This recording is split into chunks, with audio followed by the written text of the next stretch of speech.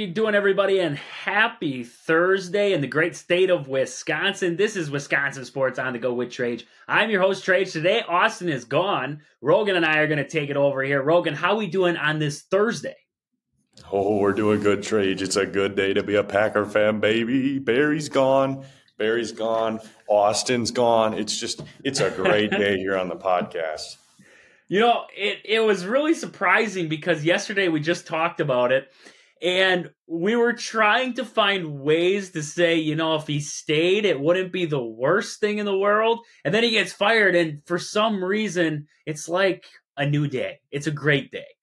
But, you know, we got a lot to talk about. We're going to get into it a little bit here. So we got the Brewers to talk about today. Massive signing yesterday by the Brewers there, so we got to be jumping into Brewers. Also looking at the Packers, Joel Barry. There's a couple moves the Packers made yesterday we want to jump into, so we're going to look at that. Also, getting into the Bucs a little bit, officially hired Doc Rivers. We're going to talk about what went on with that. And then we got a lot to talk about. So we're going to get into it all today. Right away, I want to jump into the Brewers. The Brewers, as of yesterday afternoon, signed Rhys Hoskins to a deal. I just want to pull up the contract here. 2 years, $34 million he signed with the Brewers with an opt-out after that first year. We talked about him 2 days ago, and we said Rhys Hoskins would be a huge add for the Brewers. He's not a great defender. He's not going to be an A-plus defender for you, but he's going to bring the bat that the Brewers have been missing over the years. And I think that's what the Brewers really needed here, and that's what they got. A big home run hitter. He's all the way around a good player for the Brewers. So, I mean, looking at it, Rogan,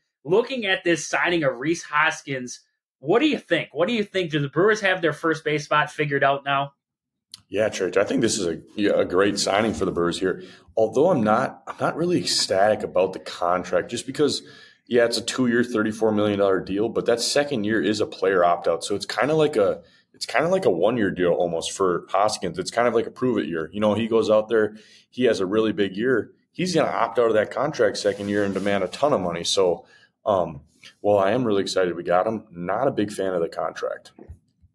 It reminds me of Yasmani Grandal. When we got Grandal there in 2019, he was coming from the Dodgers, wasn't really proven yet. We brought him in for a year. He hit like 290, almost 300 most of the year there, and then he dipped out right away. Got a big contract from the White Sox and left. Like you said there, reminds you a lot of the situation they're going to have going on with Rhys Hoskins here, looking for a bigger contract after the Brewers. So this is really his prove-it year, and then moving on.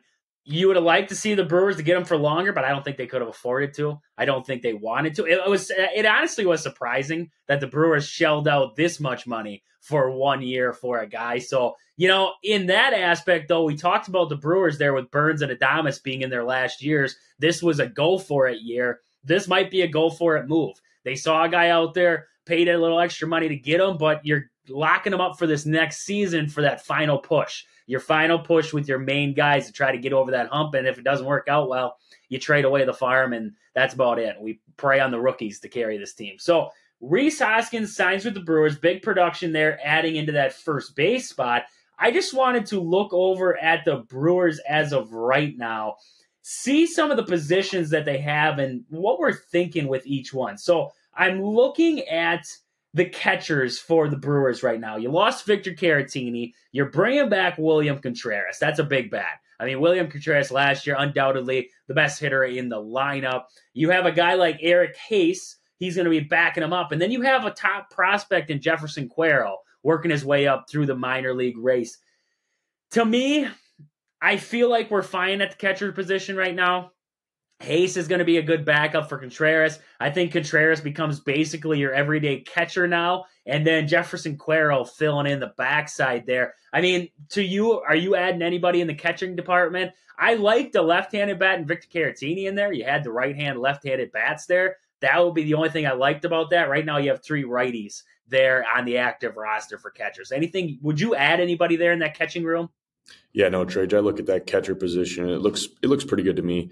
I wouldn't mind, like you said, getting a lefty guy in there just for matchup purposes. But with Wilson Contreras there, he's going to take a majority of these games, and I think you should be fine, barring injury. Now, if we have an injury, you might have to look for a replacement there. But I think as of right now, I think you stand pat. Yeah, I think the catching department's fine there. The infield's where it gets interesting. So we have Willie Adames back. I'm not sure. That's a question mark I'm going to leave for the end of this. We have Bryce Turang, Andrew Monasterio, Owen Miller. So you expect Owen Miller and Andrew Monasterio to kind of be sitting in that third base, second base on off days kind of situation. You have Jake Bauers in there, just got him from the Yankees. He's a first baseman, so you expect Bauers, a lefty, to get some time there with Rhys Hoskins over at first base. When I look at the infield for the Brewers, I still feel like they're lacking a third baseman, a true third baseman. Andrew Monasterio did a fine job last year, but I just believe he's more of a second baseman to me. And when I was leaving Willie Adames out, I think there's still a door open to trade Willie Adames. I think Bryce Turang could slide over to shortstop. He plays a fine defensive shortstop. I mean, probably better than what Willie Adames does at times. Willie would maybe, if you look at last season, was a little bit better in the hitting department, but Bryce Turang, you're banking on a bounce back year here in his second year in the league. So, I mean, what are your thoughts on Willie Adames? They're carrying him into the start of the season from the looks of it. But are you looking, still to trade Willie Adames and possibly slide Bryce Turang over there? I don't know. To me, you got to keep Adames till at least maybe the All-Star break there, because, like you said, Turang's only in his second year, and I really think this infield is going to come down to how Turang develops in the second year. Because if he's able to turn into a solid hitter for this team, that really shores up a lot of holes in this infield. But if you have Turang struggling at second, what do you move Monasterio over? Then you have no one there at third base. And, Adames is coming off not a great year, but he has been good for the Brewers. So I think, like you said, this is kind of the last year you got these core guys together. I think you got to stick it out with Adames, and hopefully he can turn around, because we're just so thin in the infield position right now. It's ridiculous. And if a guy like Adames, or I think our infield is going to really come down to Turang, like I was saying. If he can have a big year and really take a step forward, I think this infield will be good enough to win some serious games. And I think if you can, you still have to go and shop for a third baseman. I think you need to find some power threat at third. I like Owen Miller. I like Andrew Monasterio over there, but neither one of them brings that big pop that you want in a third baseman. So I think you're still definitely in the market for a third baseman there. I agree with the Willie Adames statement there. And plus, trade value for Willie Adames, not very high right now. Your risk is more than your reward if you trade him away at this point. You're just dumping a contract, basically, at that point. It's getting rid of him. So risk it. Try to get the reward by having Willie Adames and his leadership, especially his leadership in that clubhouse for you leading into the season. Especially, Craig Counsell's gone now. You don't know how this team's going to respond here, losing Craig after so many years. Maybe Willie Adames helps kind of build that bridge back up between Pat.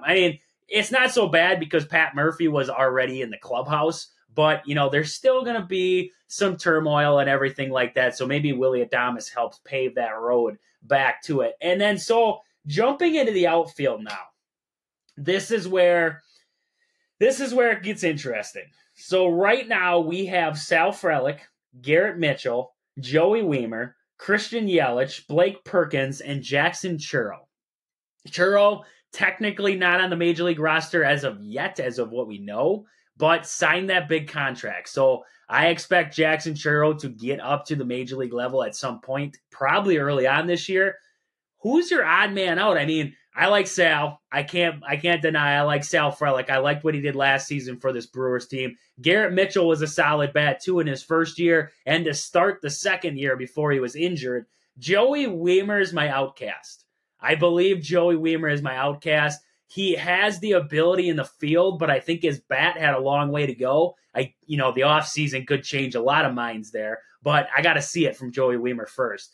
Christian Yelich, I really think he's going to end up in a DH role. I don't think he's going to have a lot of time in the outfield just because the rookies are that good in the outfield. They have speed, they have the glove, they have the arm to go along with it. Yelich does not have the arm.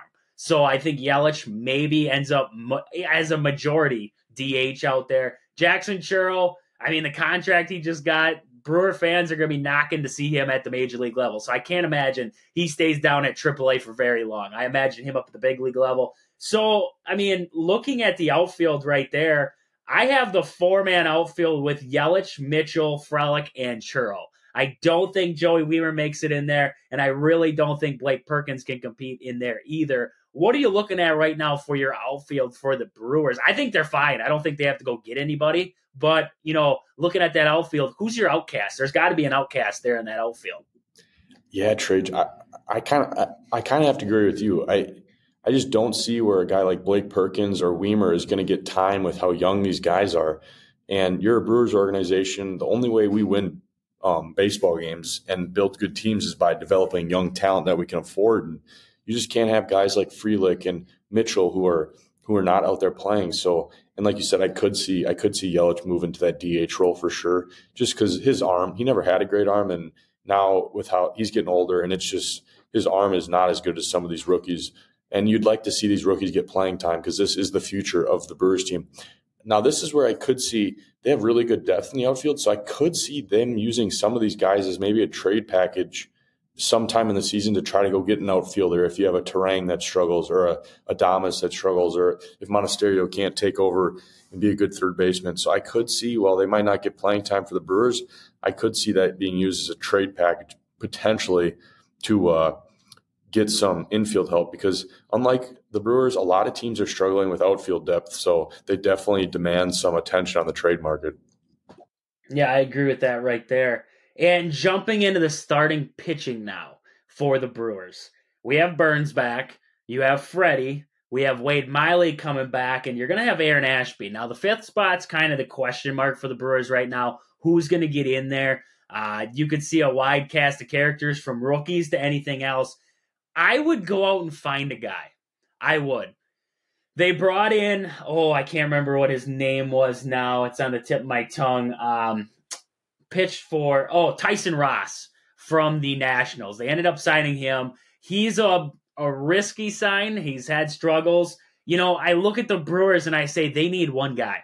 They need a fourth or fifth starter, whether it's an older guy like Wade Miley or whatever it wants to be, a guy that can give me a 3 ERA or just around 4, something in that department. I think the Brewers need a guy like that. You're going to have Burns at the top. You're going to have Freddie backing him up. If you can't go out there and get me a number 3 like Brandon Woodruff, go find me a 4 or 5. Somebody who's going to be stable in there in the rotation. I feel like they're lacking that as of right now with what I'm seeing here. It's just losing Woodruff's going to be big. I think it's going to be big for the Brewers. That three-headed monster's no longer there, and I think they need to find somebody to fill that gap. You're going to have rookies coming in. I agree that the rookies are good, like Jacob Mizorowski coming up through the ranks. They have a couple other guys. Ethan Small's never really gotten a shot. He struggled in his time, so I don't know about Ethan Small, but they have some starting pitchers on the rise. I just feel like you could use a veteran in there, another veteran to kind of hold it down until these rookies are ready to go. Yeah, no, Trage, I completely agree with you. And, I love Wade Miley, but he's so unpredictable, especially, he goes somewhere else, and, I think it was 2020, he had an ERA of almost 6, and then the next year he followed it up with an ERA of, 3.3 or something like that. And especially for the Brewers, it feels like he goes other places and he does not do well, and then he comes back to the Brewers, and all out of nowhere he's like an all-star pitcher. So we're going to really need him to step up in a big way. But like you said, after him, Burns, and who's the other guy we got? Freddie Peralta. It's kind of sketchy for the Brewers. And I think the biggest part of this is we forget that we lost Craig Counsell. And what Craig Counsell is great at was using these pitchers to their maximum and knowing when to take them out and bring in guys and how to scheme his pitching. That's probably his best attribute, was how he schemed his pitchers and how he used them. And that's going to be a huge loss for this Brewers team. That honestly, if you asked a majority of Brewers fans, they probably forgot that we lost Craig Counsell. That's going to be huge. And I don't think people realized how good of a manager he was, only because we never actually won anything like a World Series. But this guy is arguably one of the best, if not the best managers in baseball. And it's going to be a huge loss. The thing I always said with Craig Counsell is how much he did with little. You look at his rosters, they didn't spend a lot of money to put his rosters together. They gave him kind of the bottom of the barrel guys, and somehow he still tossed out their NL Central championships, NLCS. They made it there in 2018. A little bit better of a team then, but it's been consistent. making it back to the playoffs and making it happen. That's what I think the big thing with Craig Counsell and what we're going to miss. It's going to be interesting seeing Pat Murphy there, Ricky Weeks along with him there as a coach. I think that's going to be definitely an interesting combo. I don't know how it's going to work out. I really don't. Pat Murphy, the original manager of Craig Counsell. So you never know. Pat Murphy taught Craig Counsell a few things. Craig Counsell has taught Pat Murphy a few things. So definitely the transition should be good there for Pat Murphy joining and being the manager for the Brewers. But with that, I want to talk about the last thing. Ryan Braun. He's going to be on the Walk of Fame. He's inducted to be on the Walk of Fame there for the Brewers. And I saw a lot of people talking about, does Ryan Braun deserve to be on the Brewers Walk of Fame simply because of his suspension for his PED use back in the day? Okay, I get that. I understand what he did was not right according to the rules of baseball. Understand it completely. But if you look at Ryan Braun's years outside of that year right there, if you look at his years outside that, he was such an instrumental part to what the Brewers did year after year after year that I don't know how you could keep him off the Walk of Fame. If you took him out simply because of 1 year where he was suspended for PED use, then I just think it's completely baffling because in those years after, he was still a solid hitter. He was always a solid hitter for the Brewers, and he was a mainstay for the Brewers. All the years where the Brewers were complete garbage. After that 2011 year, the Brewers had to rebuild for a long time up until 2017. Through the 2017 season there, they were in a rebuild. And Ryan Braun was the mainstay in that lineup with all revolving pieces. You didn't see the same guys in there every month. They were changing out guys every month. And Ryan Braun was the main guy in there. So yes, 100%, I believe Ryan Braun should be in the Walk of Fame. I am a big Ryan Braun fan, 100% through and through Ryan Braun fan. But even if I wasn't, he definitely deserves to be a part of the Walk of Fame. What do you think, Rogan? Does Ryan Braun deserve to be on the Brewers Walk of Fame?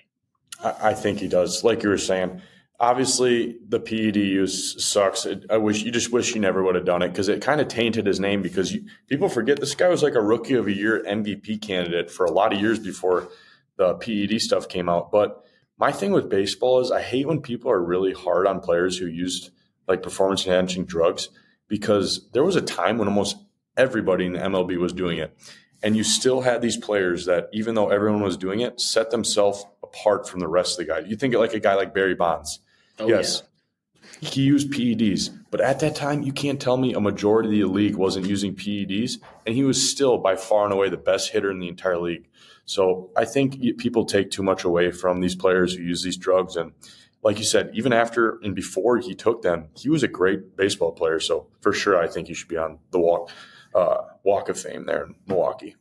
You know, the thing with Bonds is that it was so obvious when Bonds did it because Bonds went from this little dude to the next year he was just jacked. You couldn't even look at the guy anymore because you were scared of him. Like Ryan Braun, if I looked at him, you couldn't tell that he did it.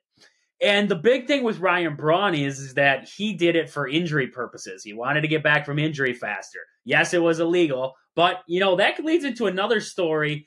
It's been a talk allowing players to use steroids to be able to heal faster to get back to games quicker.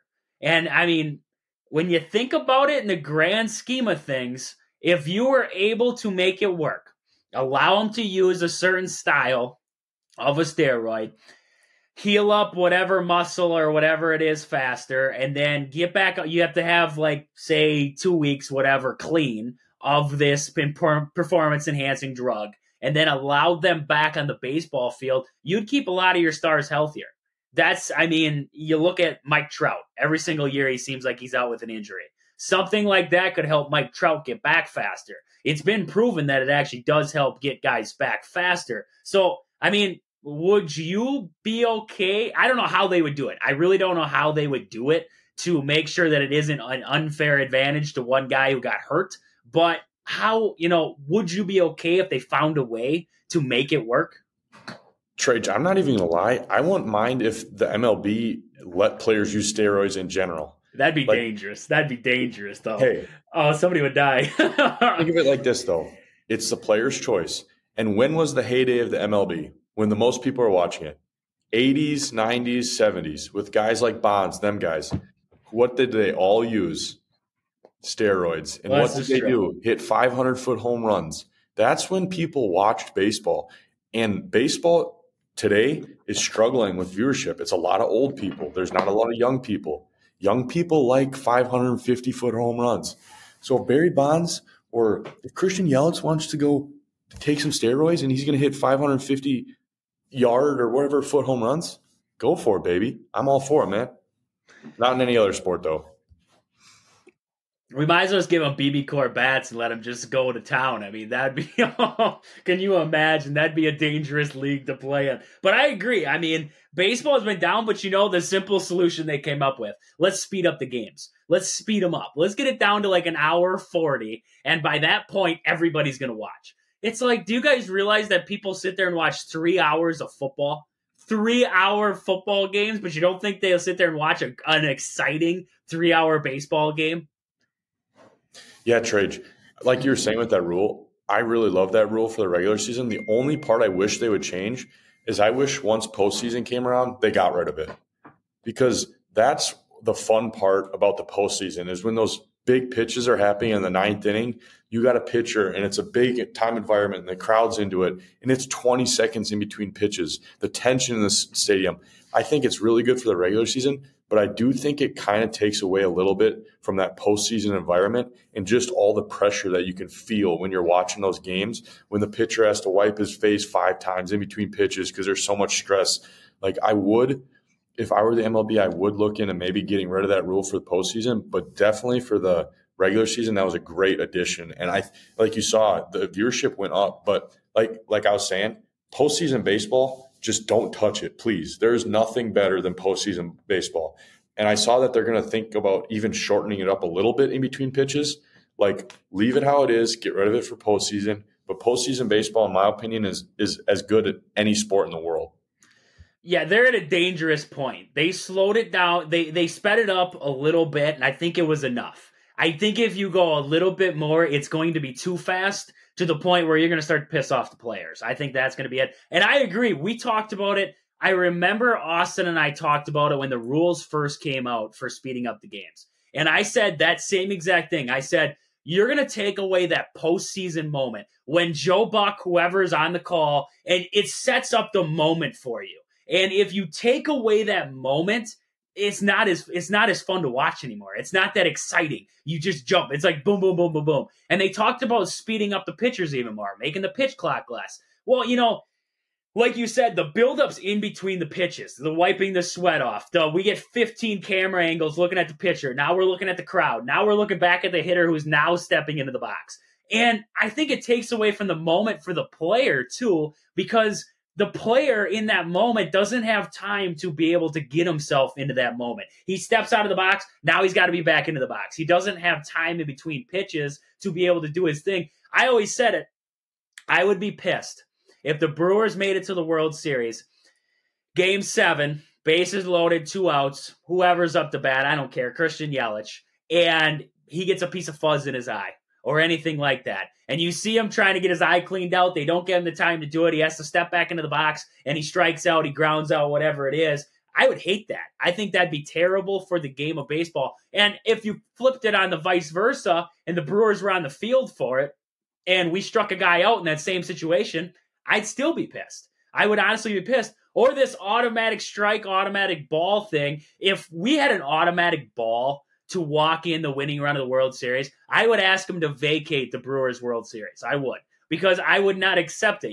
Did you really win that game? Because you didn't see the next pitch. That's, I like the rule changes in baseball, but at the same time, I think they did a little, some of the things I like, some of the things I think they did a little too much, and they, I didn't have a problem with it before. I didn't. Now we're making the bases even bigger. We're making the pitch clock faster. We're doing this. We're doing that. And it's like, how much more do you want to do here? Is a guy who steals, I can't remember how many Ricky Henderson had that year now. 84?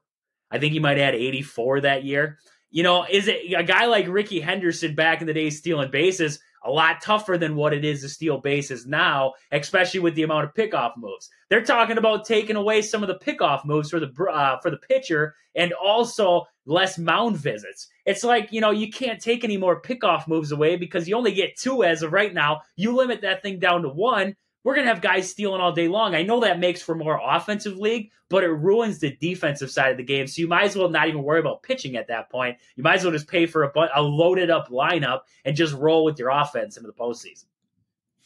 Yeah, they're on a fine line, Trades. Like you said, those rule changes were good. I mean, some of those timeouts that they were taking in between pitches were ridiculous. Like minutes. Ryan Braun was ridiculous. Yeah, I'll give you that. Needs to get kind of quickened up a little bit. But like you were saying, you got to ride a really fine line when you start changing the game too much with the bases. The bases, okay, it's good if you we can get over them increasing them a little bit. But now you want to increase them again just to allow more steals. Well, then you're running the nice part about baseball was you could always compare players to the past and past players to the present because the rules, the field, everything has been the same. That's not true for any other sport. Basketball, 3-point line, completely changed the game. Football, all the penalties on hits now. It's a lot easier to catch balls over the middle and stuff like that. Pass interference. So the nice thing about baseball is it's the timeless sport, they always called it, because it never changed.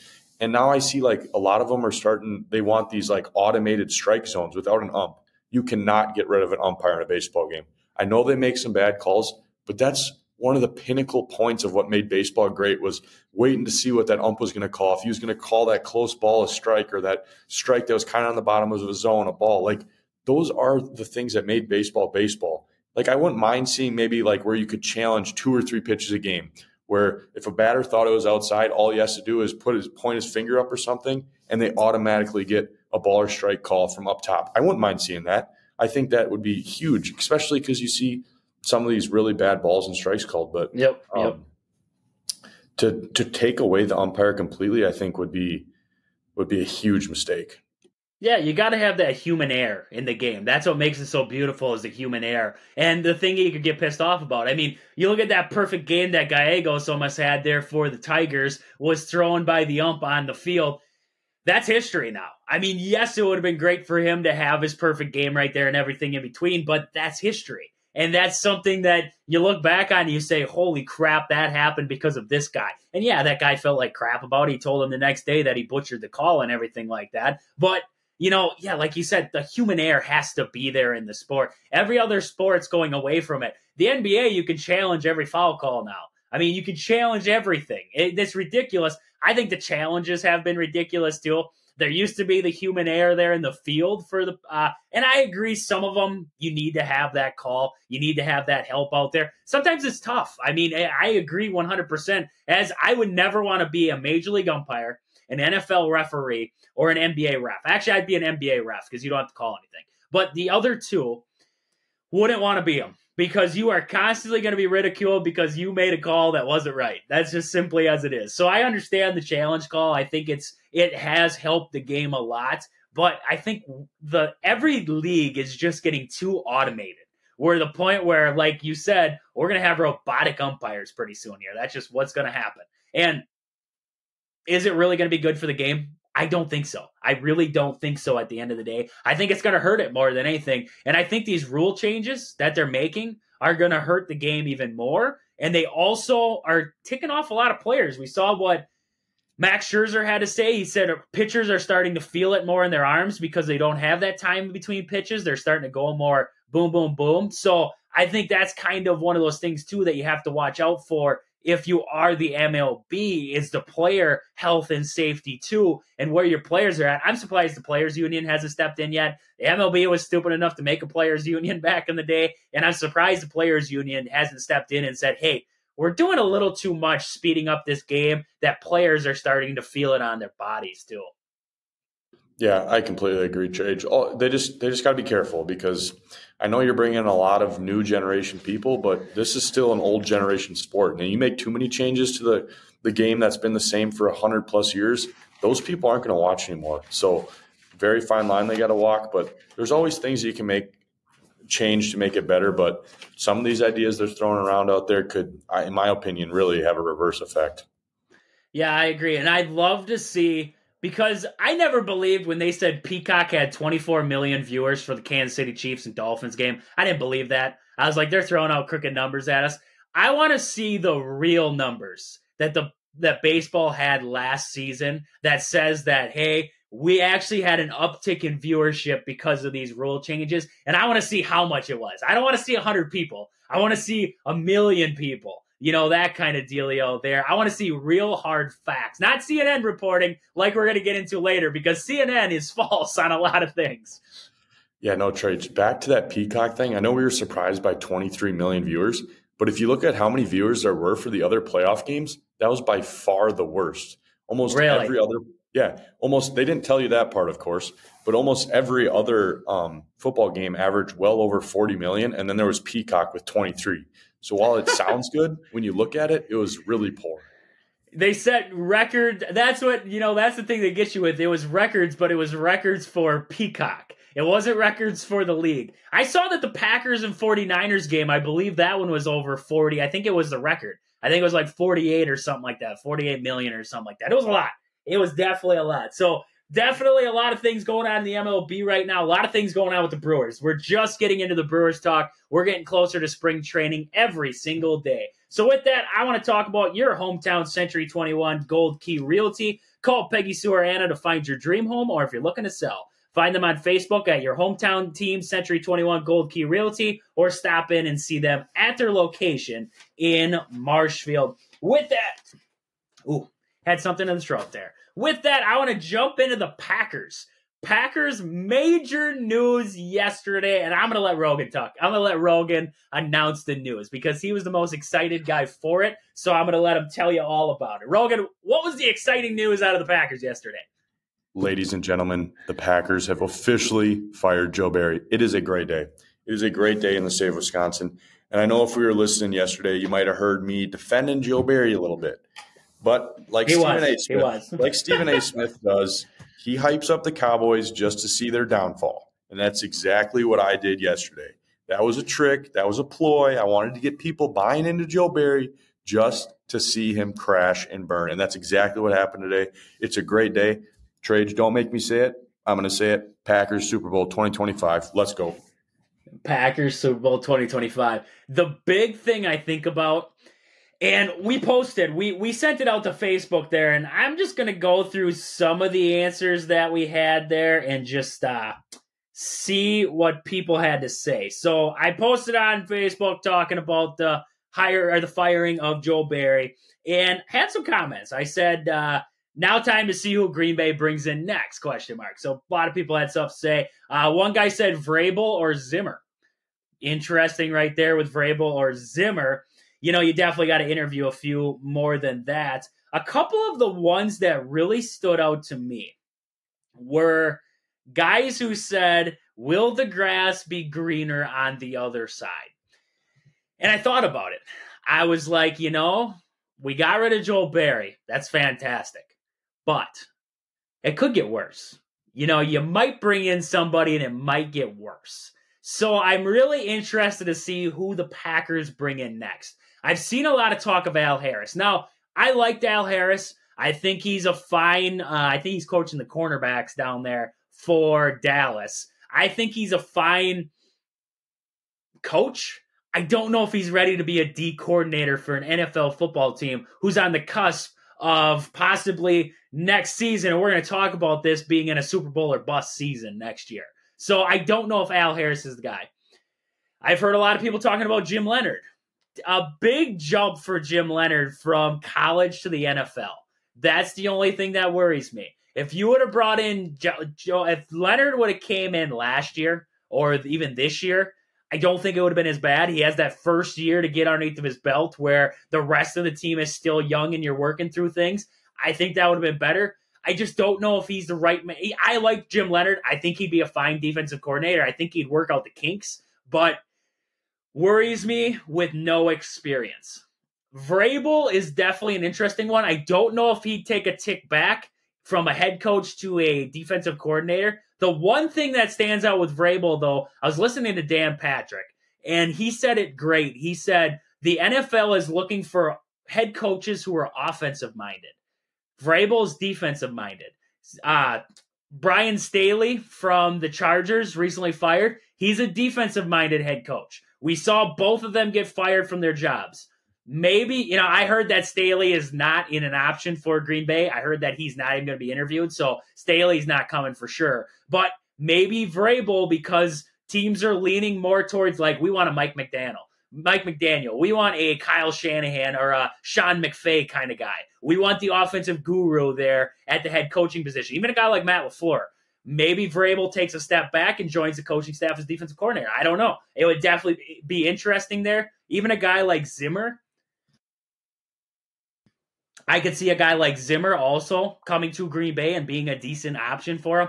I don't know. I mean, there's a lot of options out there. I've also seen that Barry could remain on the staff yet. I don't know what that has to deal. I think he's still got a year on his contract, so he might remain on the staff. I don't know what he's going to do on the staff, but he could remain there. But, I mean, looking at it, Rogan, what are your initial reactions, and is there any guys that stand out to you to have as a replacement for Joe Barry there in Green Bay?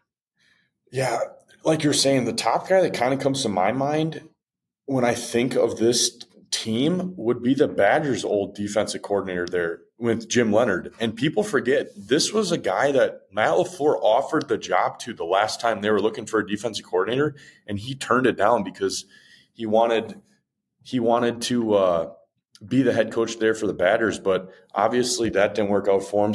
And now I believe he's an assistant for the Illinois. Is that correct? Yeah, he's a special assistant or something like that. He doesn't travel; he just consults. Yeah, so I definitely could see him possibly having interest this time around, but you don't know. Obviously, college coach, and not really sure if his scheme would be the best transition over to the NFL because he kind of liked to run that 3-4 defense, which I think the Badgers are the Packers are probably stronger with their defense line than they are with their linebackers right now. So I'm not sure that would be the best switchover. But like you were saying, I didn't even think of him, but a guy like Mike Zimmer, he would be a guy that I would not mind hiring at all. Because even going back to when Rodgers played, Rodgers publicly said multiple times that Mike Zimmer was the hardest defensive coordinator he ever faced with schematics, and he said he always was confused with what the defense was for the Vikings and what they were going to run. And coming from a Hall of Fame quarterback that played, 20 years now, to have him come out and say that other team's defense consistently confused him, like if that's not credit in itself, I don't know what is.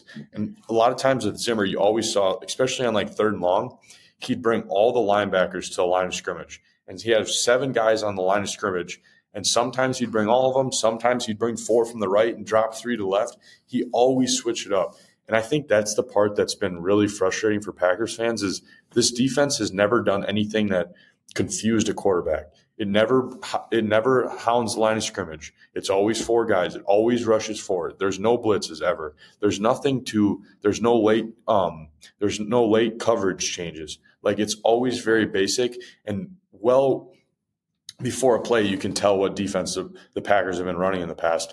But saying that, the Packers, the last couple of times they've hired defensive coordinators, have kind of been known to go hire like coordinators and assistant coaches that on other teams that aren't the actual D coordinators. That's why a guy like Al Harris, like I wouldn't be surprised if the Packers went that route because even Joe Barry, he was a linebackers coach for the Rams. And Mike Pettin, the guy before that, I believe he was an assistant for the Commanders at the time or something like that. Yep. He wasn't the actual D coordinator. So I wouldn't be surprised with them going that route, but I also wouldn't be surprised with them being like, hey, we've tried this twice now. It hasn't worked. Let's go get a veteran that has a proven track record. Like a guy like Mike Zimmer, a guy from the guy that just got fired from the Giants, Wink Martindale. I know he just got fired, but he has a proven track record as a good defensive coordinator. I also saw another guy that I can't even pronounce his name. The Arrow guy from Carolina Panthers. Ejiro Herrero, I think. That's a guy that LaFleur has like publicly said many times, even before their Panthers game, that he really respected him. So I think that guy's definitely going to get an interview, and wouldn't be surprised if they went that direction too. You know what? I'm going to name a guy, and I want you to tell me your initial reaction. Rex Ryan. Now, I don't think his personality and Matt LaFleur's would gel very well because Rex Ryan's more in-your-face kind of guy compared to Matt LaFleur. But Rex Ryan never really had a bad defense, and Rex Ryan's a pretty good coach. And Rex Ryan knows the game of football in and out. And I don't think his coaching days are done. I don't know. I mean, Rex Ryan would definitely, if you brought, okay, hear me out. You bring in Rex Ryan, be your defensive coordinator. You bring in Jim Leonard to be his assistant, right? His special assistant, whatever you want to call him. And then that kind of gets Jim Leonard ready. Because what worries me with Jim Leonard is the transition, right? You go from coaching college to the NFL. It's different. It's a different scheme and everything. It would give Jim Leonard time to be able to figure it out. In that time, Rex Ryan could get the defense ready to go. If he runs a 4-3 scheme and he makes this defense a little bit more aggressive, all hats off to you. That's what the Packers need. Rex Ryan, and you bring in one of these younger guys to sit underneath of him and kind of just learn, kind of just groom them up, get them ready, and then once Rex Ryan, you're done with him, kick him back to the curb. He can go back to broadcasting, whatever he wants to do, and then bring in the next guy. He's going to fill in right behind him. Kind of like that. It's a system then. It's building that guy up to get him into that defensive coordinator spot. You know, Trey, you said it right away, and I'm like, what is this guy thinking? But now that you kind of explain that, like, I think he would be a perfect guy for this Packers team because you look at this team, and the last couple of years, they have not been disciplined. There's been a lot of guys not doing their jobs. There's been a lot of guys that kind of just do their job to do their job. They're not really out there to make plays. They're not trying to make plays. And you're not going to get away with that with Rex Ryan. You see this guy on Get Up and First Take and this stuff, and this guy is vocal. And he says some stuff on those shows. Can you imagine what he'd say in a locker room when there's no cameras? Like, this guy's going to get on you if you're not doing your job. So, and I think that's exactly what the Packers need. These last, between Mike Pettin and Joe Barry, they don't strike me as guys that are, I don't want to say it like instilling fear, but to some extent, they just kind of seem like, in my opinion, pushovers. Like, kind of the players can get away with whatever they want sort of guys, and it kind of translates to the field. A lot of these mistakes the Packers defense makes, miscommunications, guys not doing their jobs, guys being selfish. Rex Ryan never stood for any of that. So, you know, you say it, and it kind of makes sense, and you watch him on these shows, and I don't know what you think, but to me, it doesn't look like this guy's done coaching or this guy doesn't have any juice left in him. I think it would be a perfect situation for him. It would be interesting to kind of look back and see what he said about Matt LaFleur in the past, because if he's been like a long time like Matt LaFleur hater, that would be kind of weird and probably not really work out to bring him in as your D coordinator. But I don't know. That's a good idea, Trey. Him or Ron Rivera? Now, I know Rivera's a risky one, but if you – okay, I get it. Ron Rivera – but if you look at his defenses over the year, I was just trying to pull his stats back up there. If you look at his defenses, I believe they finished in the top 10. In his 19 years as a coach or coordinator, his defenses finished in the top 10 in scoring 7 times and in the top 10 in yards 10 times. What worries me is if you don't go out there and get the right linebackers coach, right? There's a couple good linebackers coaches out there. If you go out and get Al Harris, what tells you that Al Harris is ready to be a defensive coordinator in the NFL? He's a cornerbacks coach right now. I don't think he's ready for that defensive coordinator spot right off the bat. Ron Rivera, the same thing as Rex Ryan to me, could be that guy where you bring in your other guy and you say, here, jump in below him for now. And if Ron Rivera doesn't work out, Al Harris, you're now the defensive coordinator for the Packers. We're already screwed anyways. Jump on in there. Jim Leonard, it didn't work out. Jump on in there behind there. I think it's an easier path for him when you bring in one of these veteran. You know, I agree. When you look at D coordinators around the league, it seems like you always bring in a linebackers coach or you bring in a cornerback coach. Like, there's a lot of them out there. I know there's the what's this guy? Anthony Weaver from Baltimore, the defensive line and associate head coach. I think he'd be a fine guy too. But, you're bringing in guys who are inexperienced in the defensive coordinator position. We saw it with Pettin. We saw it with Joe Barry. It can lead to problems. Some guys aren't ready for that. Some guys are better fit for other spots. I could be wrong. I could be 110% wrong on the whole situation. But what I'm trying to say is that, you don't bring a head coach into a spot if you don't know he can lead your team. That's an interim head coach. That's a fill-in guy. I don't think that this is a spot where we want a fill-in guy, because the Packers, and we're going to get into this topic next, I believe they're on the cusp. They're right there where they could be Super Bowl or bust next season. Do you want to bring in an iffy guy and hope that he can figure out this defense, or are you bringing in experience? Ron Rivera's experience. I don't think he could be the head coach. He was thrown into a terrible situation with the Washington Commanders. That failed him from day one, being with Washington. That is a messed up organization all the way around. So I just, Ron Rivera is an interesting name, just like Rex Ryan, to toss around there. The thing that worries me with Ron Rivera there, I know the Commanders weren't great and it wasn't a great situation, but they did get new owners this year that are pretty good. And they had decent players on this team. And like you said, he's been a good defensive coordinator. It's just been watching them this year, he didn't look like he cared ever. No. He didn't put an ounce. He cannot argue himself that he put an ounce of effort into this season. You just had to watch these games. He never, I don't know, he just seemed very distant. And I think with him, I think he might be at the point where he wants to take a break for a little while.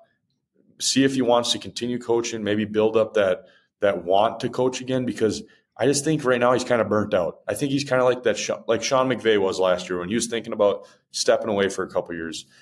I just think he's burnt out. I think you need some guy that brings some juice. And like you were saying with Rex Ryan, that guy hasn't been coaching the last 8-9 years or whatever. What has it been? Almost 10 now, probably something like that? Yeah, it's been close. A while now. He has pent up desires to coach again. You can see it. That's the type of guy you need. And you only need him for a couple years. Like you're saying, bring a younger guy in. Maybe work one of these guys you have on the team right now. Have Rex Ryan mentor him. But he's a guy that's going to come in and he's going to give you everything he's got. I just don't see that with Rivera right now. Yeah. No, I can see that aspect of it. I think Rex Ryan would be interesting. I don't know how him and Matt LaFleur would gel, just because Rex Ryan's such an outspoken guy and Matt LaFleur is kind of the laid-back type. He's not the in-your-face guy, but that could be a good thing too, because when Matt LaFleur doesn't have the cojones to tell a guy this is how it is, I guarantee you Rex Ryan will walk in there and tell whoever it is this is how it's going to be. And like you said, undisciplined play on the defense, you need somebody to wrangle the troops, and Rex Ryan could be that guy. He definitely could be that guy for the Packers. So definitely interesting. I expect some news out of there in the upcoming days, at least a list of guys they're going to interview, so we can get a little bit more clear cut who is in the running for the Packers defensive coordinator spot. But with that, I want to jump to one of our sponsors quick, Pittsville Farm and Home Center. At the store, they serve you anything from hydraulic hoses to red roses. Stop in and see the awesome crew at Pittsville Farm and Home Center in Pittsville. With that, though, a little bit more with the Packers. They did fire their strength and conditioning coach yesterday also. Along with Joe Barry, the strength and conditioning coach was let go at Green Bay. I think that's a good thing.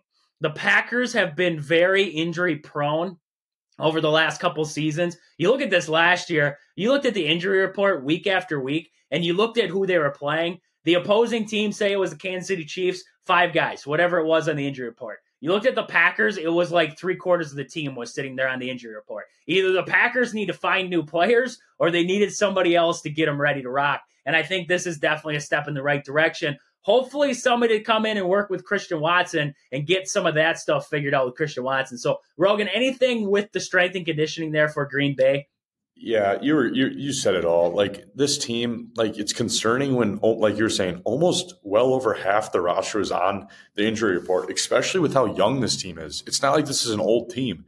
This is a young team. You shouldn't have this many injuries on a team. And at some point, it traces back to what you're doing in the gyms, how you're getting your coaches are getting players ready for games.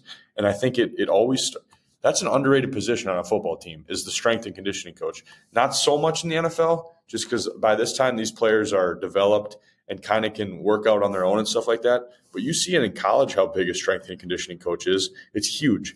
But in the NFL, their job is to just kind of keep these players on the field. And he didn't do it.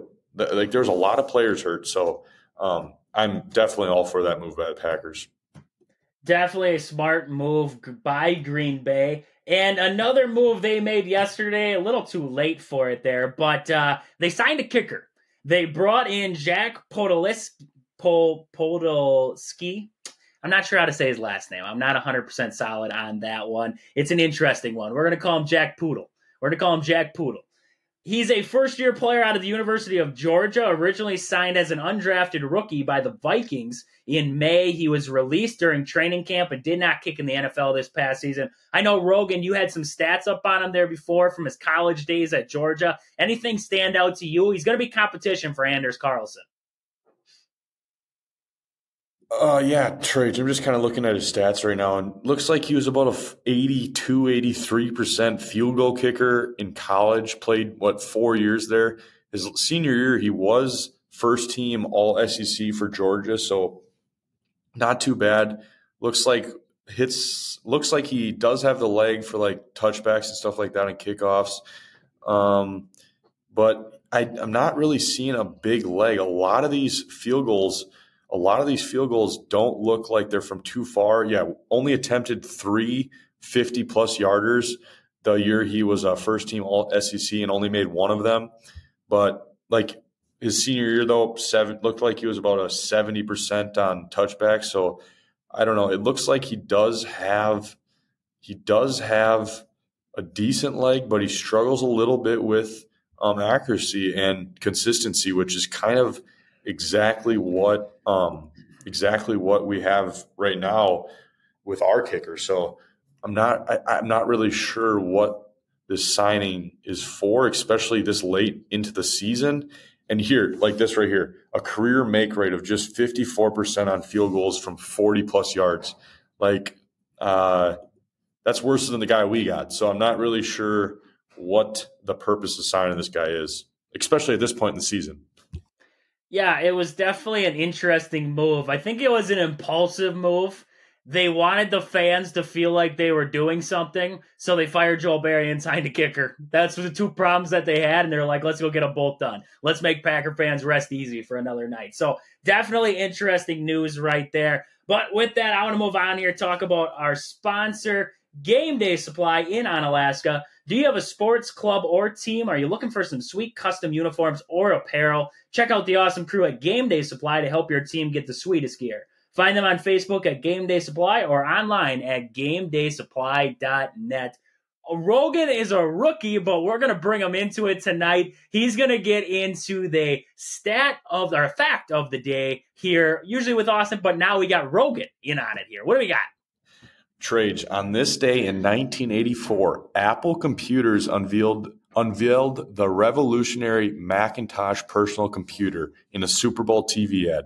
Anyone that doesn't know, that computer was the first ever personal computer that you could take around that had a keyboard, the actual computer itself, the console, and a mouse. Never done before until this day in 1984. So definitely interesting right there. First day on the job, and you got me an interesting fact of the day. That was solid. Austin still struggles. We're working on it every day. We're getting better. But sometimes it's like, dude, what are we doing out here? We got cricket. We're talking about, the other day it was archery. I'm like, what are we talking about archery for? Who's on here going, oh, yeah, that's interesting. Yeah, can't believe it. Think, Trage, now we're sitting here filming this podcast with our little computers that we can slip right into a backpack, and you're looking at this Macintosh from 1984 that looks like it could maybe fit in the back of my F-150. Not even sure if that's possible, but yeah, she looks like she weighs a solid 100 pounds, and now we have what we have today. So crazy. I know. Can you imagine lugging around that crap back in the day? It's like, oh, let's go game, and I have to bring my whole entire console over. That's why Barry Bonds was so jacked. He had to carry that thing around all day. This is true. We always thought it was PEDs. He's really carrying around his Mac. He's carrying around he's doing homework on the job. That's what I'm getting out of this. Exactly. So with that, I want to move on here. Yesterday, we reported Doc Rivers was being signed by the Bucs. He was being brought in as new head coach. He did. He technically did. But that was, according to a lot of people, that was a false statement to start.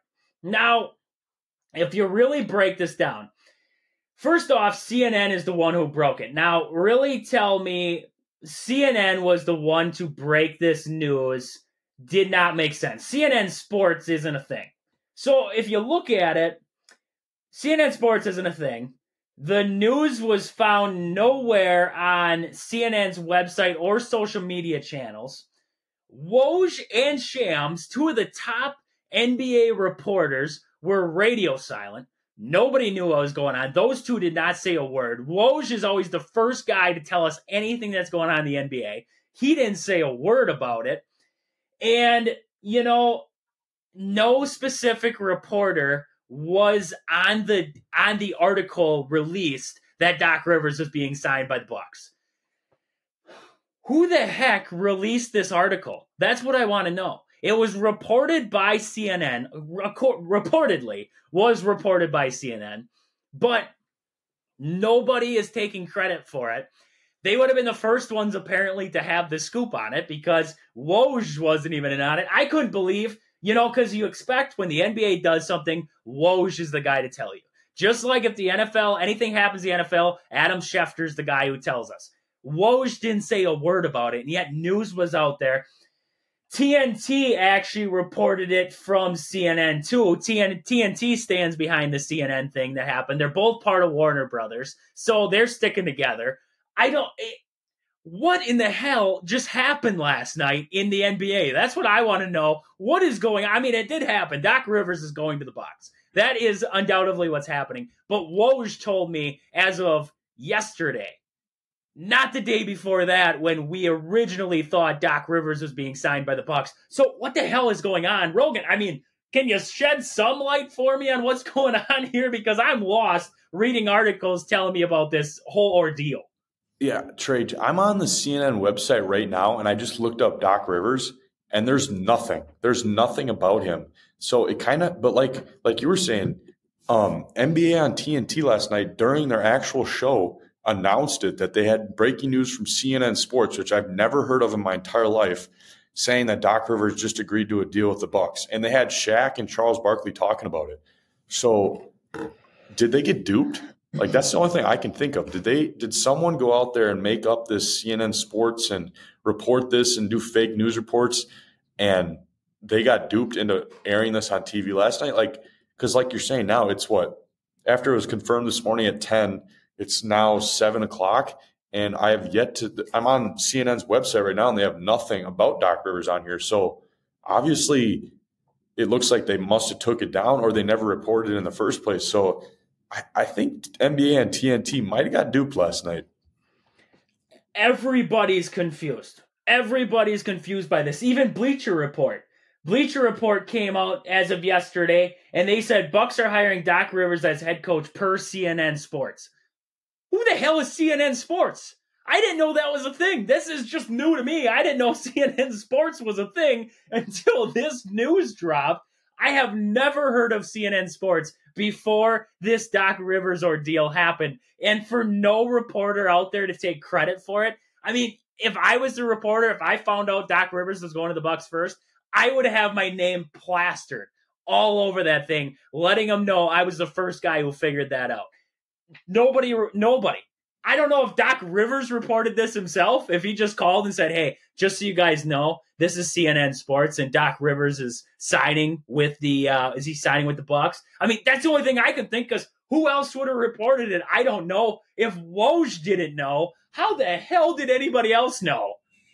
Yeah, Trey, especially like no offense to CNN, but nobody in the NBA front offices, if they're going to break news, is going to call CNN Sports to do it. They're going to call ESPN. They're going to call TNT. They're going to call Woj. Or they're calling Woj. Yeah, Woj is telling us. They're not going to call CNN Sports. It's like if the Brewers last night, before telling anybody they signed Rhys Hoskins, would have called Fox News and not Tucker Carlson, but one of the late night guys would have broke the news. These sports teams are not calling CNN, Fox News stations like that. They're calling ESPN and guys that work for them. So, yeah, I'm not sure what happened there. It looks like a mess to me, though.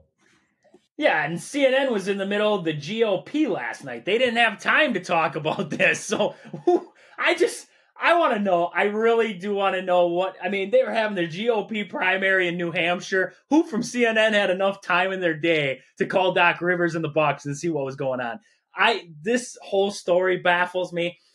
But at the end of the day, now reported by Woj, Doc Rivers is going to the Bucks. The Bucks are signing Doc Rivers. They're working out the finals in there. I think Doc's bringing a couple assistant coaches with him. I think he was getting a Marquette alumni. I can't remember his name now, but he was coming along with him. So Doc Rivers coming to the Bucks, definitely. I mean, Rogan, are you thinking that's a good signing by the Bucks? I don't mind it, Trage. Like, the one thing with him is, other than that one championship, he's really struggled in the playoffs, especially closing series out. He's really struggled with, but he is a veteran. He is a veteran coach, and you just look at a guy like Griffin. The players didn't respect him, and there was problems there. You had to move on from him. No matter what you did, you had to fire him. Like, it got to when you have GMs and owners watching practice on the sideline, like, that's bad. So from that aspect, you had to move on from Griffin, and then this was really the only realistic option out there for the Bucks was Doc Rivers. There wasn't really anyone else that I thought was good enough to coach this team. And he's always had good defensive teams. He struggled on the offensive side of the ball. But like we were saying, this team doesn't need to score more points. It needs to give up less points. So I don't mind this signing at all. And I think this could be like a prove-it season for Doc Rivers. If he goes out there and they perform well, I could see him. Have you seen the contract details yet? Is it a 1 year, 2 year? I haven't seen any contract details out yet. I think they're still technically finalizing the deal as of late, as the last thing I knew. But, I mean, I can imagine probably 1-2 years max. Yeah. I can't imagine much more than that. I could imagine it looking like an interim contract almost. You finish out the season, we'll evaluate you at the end of the year, see how you did, and move on from there. I could see that. And then at the end of the year, if you don't like how the job he's done, there's going to be a lot of coaches available. A lot of people are going to get fired. That's when you make a change again. But, yeah, I don't mind this deal for the Bucks whatsoever. I think this is like the last go around for Doc Rivers too. If he cannot get the Bucks into the playoffs, deep into the playoffs at least, I think he's done. I think he honestly is done coaching. Like, I think Stephen A. Smith was the one who actually talked about that. And he was saying that this is it. Doc Rivers has got this shot. You have this loaded up roster. If you can get it done now, you are a solidified coach then. If not, we'll see you back here at the studio for your NBA Tonight or whatever he does there for the NBA broadcasting. But definitely interesting move by the Bucks there. With that, I want to get into our sports stories of the day. So, Rogan, what do we got for a sports story of the day? Yeah, Trage. Mine is Jim Harbaugh going to the Los Angeles Chargers yesterday, which has kind of been rumored for quite a while, but finally confirmed. And I think this is a great spot for him. You look at the Chargers, great quarterback in Herbert, a lot of good players. They've just struggled to like seal the deal. They've always struggled to put these teams away. And there's one thing that's good with Harbaugh is winning games. This guy knows how to win games. He's won wherever he's gone. And there's always been that charge of like aura around the Chargers of they got great players. They got great whatever during the regular season. They always choke though. They never can do it. And I think this is a perfect signing for him. And it does suck to see him leave Michigan just because he was a Michigan guy growing up. And football's better when Michigan's been as good as they have the last couple of years. But with all these investigations going on, who knows if he would have been even able to coach next year. So, and like he said, he did his job. He wanted to go there and bring Michigan back to being a title contender every year, and that's what they did. And to see him leave after a title is pretty cool, though. It would suck to see him go to the NFL and suck, though. It really would not have that spot to go back to because he had, like you said, success at Michigan, leading him to constant playoffs, national championship last year. Watching him walk away now, they were probably going to make him the highest paid coach in college football, which quite the chunk of change right there. Good thing about him, good with working with young guys. So I think going to the Chargers, there are a couple young guys on that team that he needs to coach up. Justin Herbert's still in his younger days. So I think Jim Harbaugh, like you said, definitely going to be a good coach for the Chargers moving forward. So definitely interesting right there. I got my sports story of the day. Austin isn't here, so I got to give mine. Netflix and WWE have agreed to a 10-year, $5 billion deal to exclusively stream Monday Night Raw on Netflix. Wow, that's a lot of money. I look at these deals and $5 billion they just paid WWE to host Monday Night Raw. That's ridiculous. That is a ridiculous amount of money right there for Monday. I don't even know how they're going to do it. Like Peacock, you have to pay for extra to watch like live TV on there and stuff like that. Are they going to do that on Netflix now? Or you want to watch Monday Night Raw live? You have to pay a little bit more for Netflix now to be able to watch it. I don't know. Definitely interesting right there, though. Yeah, that's pretty cool, Trage. Not going to lie, I kind of misheard you. I thought you said 10-year, $5 million deal. And I was like, well, $5 million, I should have gone and bought. I should have figured out a way to buy the rights for Monday Night Countdown or whatever it is. But $5 billion, that's insane. But I think this is a good move for both parties. You see Netflix kind of has been struggling lately just because there's all these new streaming services. And now you bring something new in. You bring something that's going to bring new viewers into your platform. And WWE too. They're figuring out a way to get new viewers. This is a great way to do it. And I know there was a show maybe last year that Netflix did live, and there was no added subscription fee. So hopefully it looks something like that. But yeah, it's kind of crazy to think 10 years, $5 billion is insane. It's, they have to compete. Like you said, Peacock's now got live TV on there. They have a lot of games. Amazon Prime also doing the same thing. Hulu technically already has it with Hulu Live, so Netflix definitely had to jump into the game. Like you said, being left behind. I got to say, though, I log into Netflix these days. Not a lot of good stuff on Netflix anymore. There really isn't. I mean, I've watched most of the movies. The TV shows are like, I can get over not watching them. So, Netflix is kind of falling behind in all aspects. Yeah, they're slowing down a little bit. The days of Stranger Things and Outer Banks and all those shows coming out, when's the last time a great show on Netflix came out that was new and not another season of another one? It's been a while. It has been a while. I don't think I've ever looked forward and said, I'm going to watch this on Netflix tonight. I don't think I have. I got a nice pair of Netflix and chill socks, though. I have a nice pair of socks that say Netflix and chill on them. I won them in a raffle basket from Greenwood High School. I couldn't believe that they were in the green. No, I didn't win them. My uncle's girlfriend, she bought them for the raffle boxes at one of the basketball games, not knowing what they meant by the socks saying Netflix and chill. You know who I'm talking about there. Cody's mother. Cody's mother. Big Hump knows how to Netflix and chill. That's all we'll say. There you go. Well, she bought the socks not knowing what they meant, and then I told her, and she's like, well, I can't put those in a raffle box for the school. And I was like, no, you can't. I said, that's bad. She's like, well, do you want them? Yeah, I'll take them. That's awesome. So I got a free pair of socks out of it. So definitely. I mean, it's an awesome pair of socks. I mean, I wear them when I'm just lounging around on the couch now on the weekends. You know what I'm saying? So with that, anything else we got to talk about for the day? Anything else we got to add here? Nothing across the board. We got nothing. Just waiting for Austin to get back. We don't know when he's coming back. Maybe tomorrow. Maybe he's on vacation. We don't know. We just wait and see. So with that, this has been Wisconsin Sports on the Go with Trage. We talked about a lot today. We got into it all. We'll be back here tomorrow to keep it rolling. Maybe Austin will be back. We don't know yet. We got over it without him. So with that, this has been Wisconsin Sports on the Go with Trage. Thank you guys for listening. We'll catch you guys back here tomorrow. But until then, deuces.